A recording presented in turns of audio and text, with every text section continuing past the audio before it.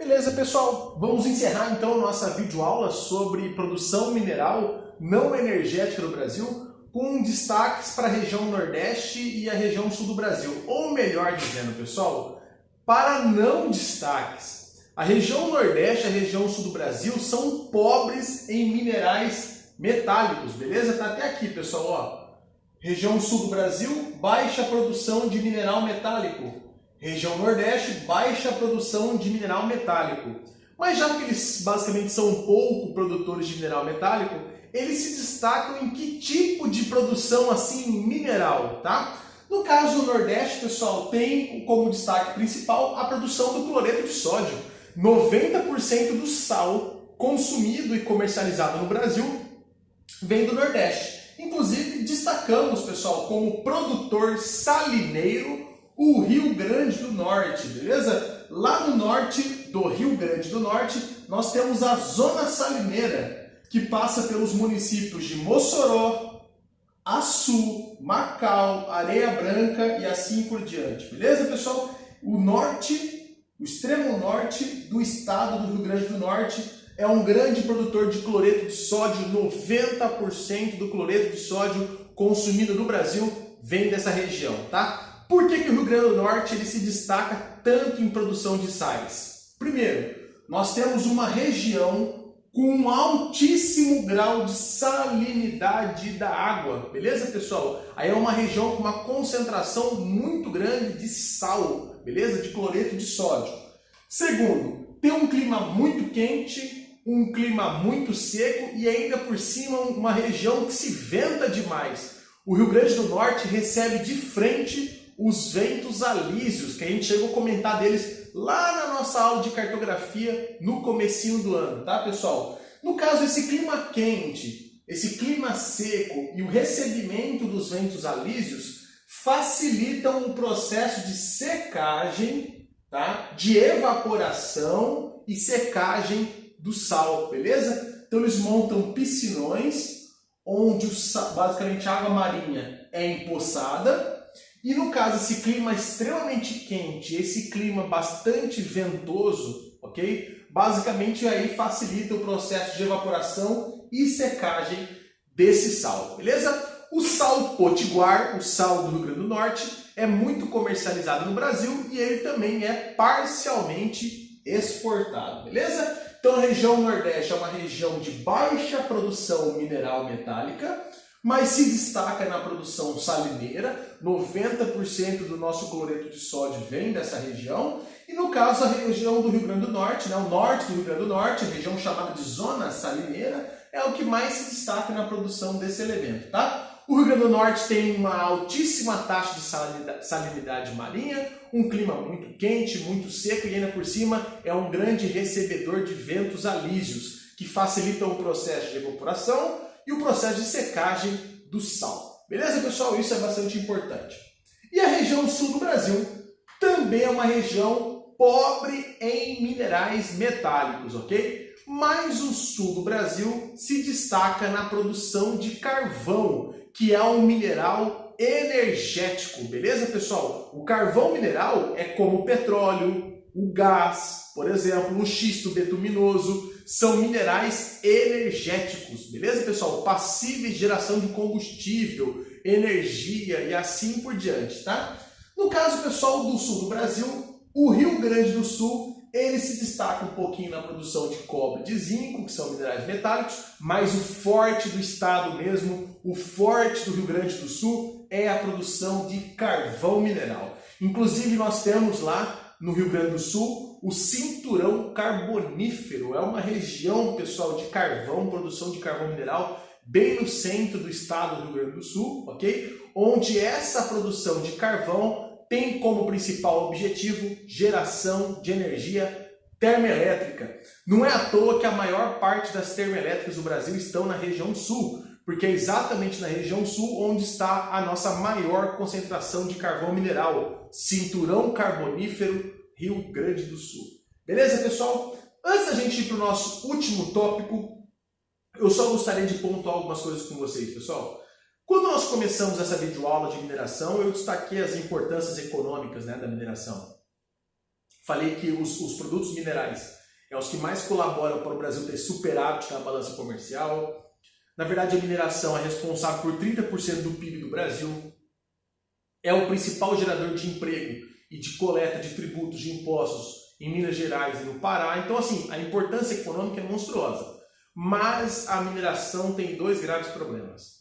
É o setor econômico que mais consome energia e é o setor econômico mais degradante que existe, pessoal.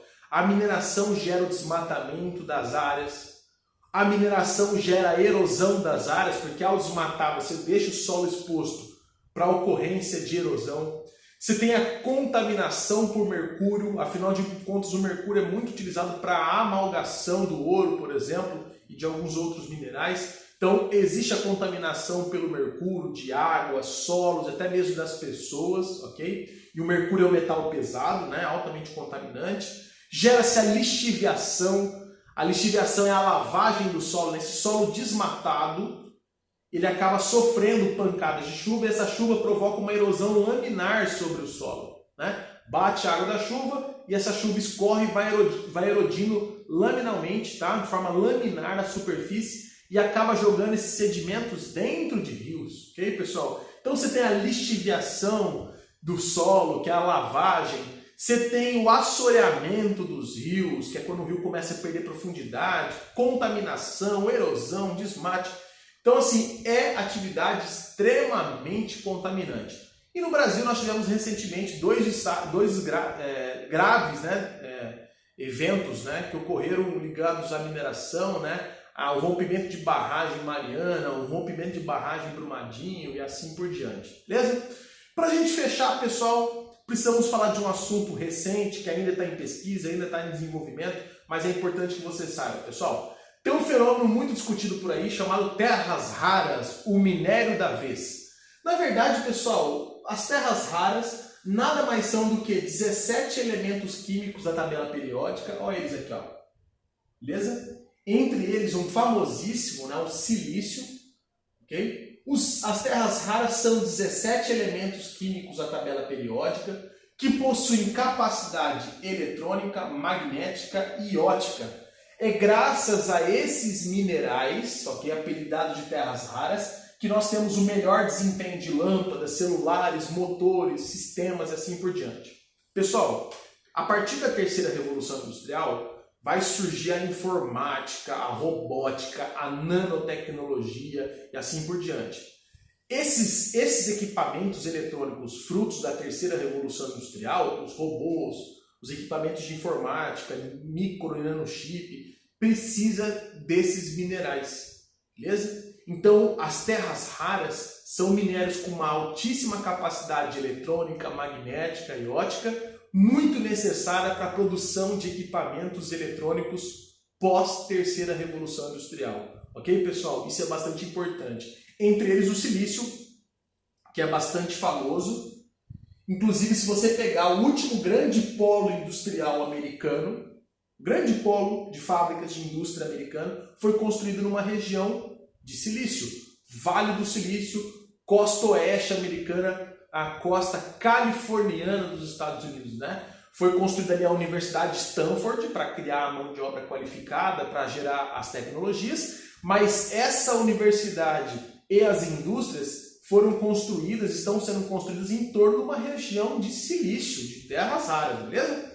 No caso, quem vai começar a produzir terras raras em grande quantidade vai ser a China em 1980. Pessoal, esse ano não é um ano cabalístico, é porque foi no final da década de 70 que estoura a terceira revolução industrial, então é aí que surge a informática, o nanochip, a robótica, então a partir daí criou-se uma demanda por esses minerais aí com essa capacidade extraordinária e eletrônica e magnética, ok?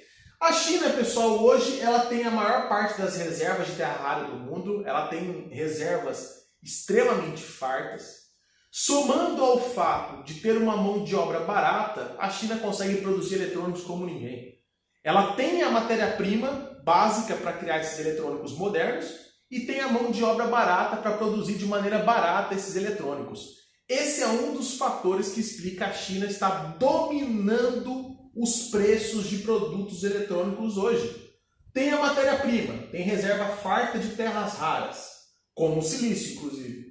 Tem uma mão de obra barata, que produz eletrônicos aí numa rapidez e de uma maneira menos custosa, vamos colocar assim. É por isso que a China tem controlado o preço hoje de produtos. Olha aí a Xiaomi, por exemplo, né? Ganhando mercado por aí e tal, inclusive mercado antes dominado pela Apple e equipamentos aí americanos, marcas americanas, beleza? O Brasil tem descoberto, tá, pessoal? O Brasil tem descoberto áreas com uma grande riqueza de terras raras, principalmente em Goiás e em torno do município de Catalão.